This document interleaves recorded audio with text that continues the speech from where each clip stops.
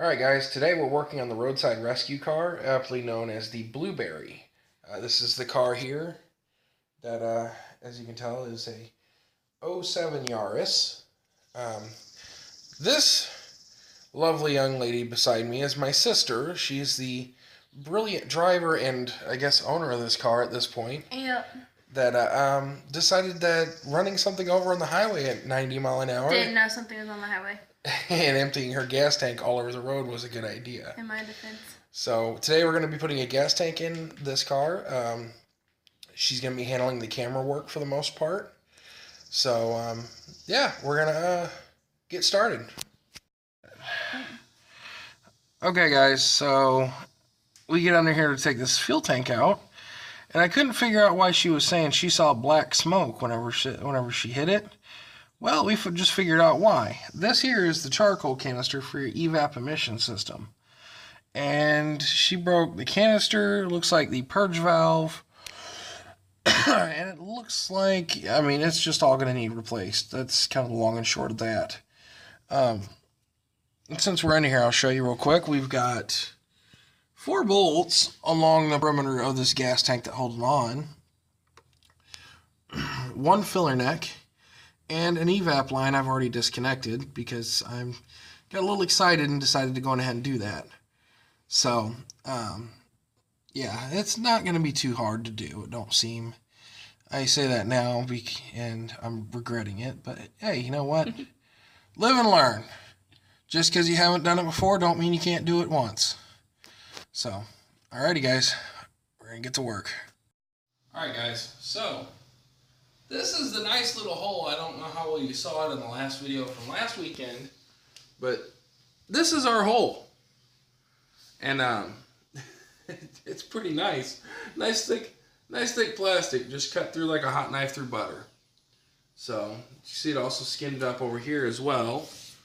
So, I've already got the fuel pump out of this one. Truth be told, the way to get this plastic locking ring off there, I don't have the tools for, and I guarantee that the tools to do so are not readily available in my area. So, yeah, I'd rather not say how I did it. So, you can probably figure out how I did it. Either way, we're getting ready to start reassembly.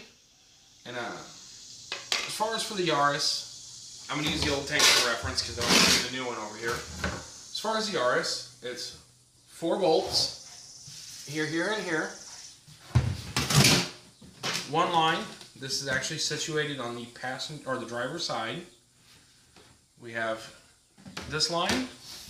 Then on the actual fuel pump itself, we have a large line here.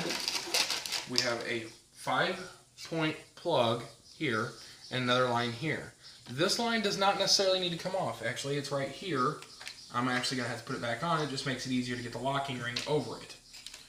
This plug here is a pain in the buttocks. Just to tell you that this plug here is a pain.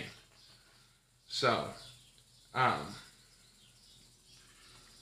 yeah, we're at the halfway point right now.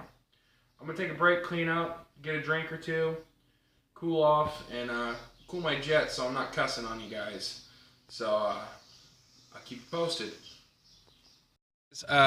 My phone died. I apologize. I didn't get the final video of her priming it and starting up the vehicle.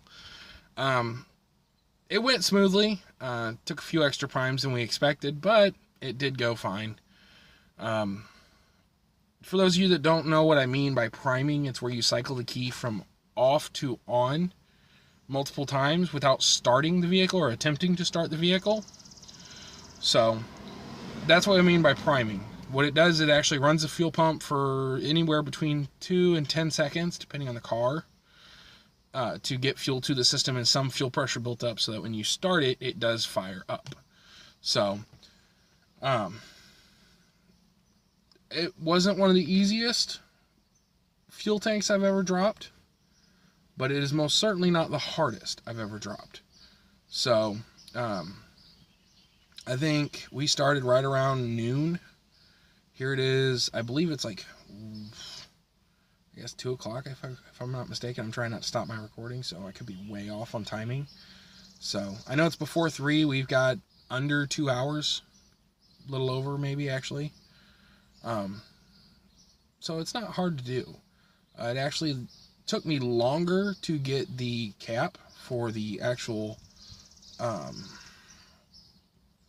the giant cap ring that holds the fuel pump in the tank. It took me longer to get that lined up and threaded, which, you know, oh yeah, this should thread right on. It really doesn't. Plastic threads, I don't know why those plastic threads don't mesh right. It took a lot of finagling to get it to work properly. But all in all, fairly painless. I actually didn't bust my knuckles at all doing this.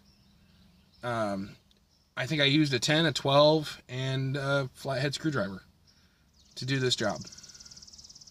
So, I mean, like I said, I've never done this before. This is my first time doing this. And, you know, as is going to be the theme, just because you haven't done it before doesn't mean you can't do it. So, I do need a shower.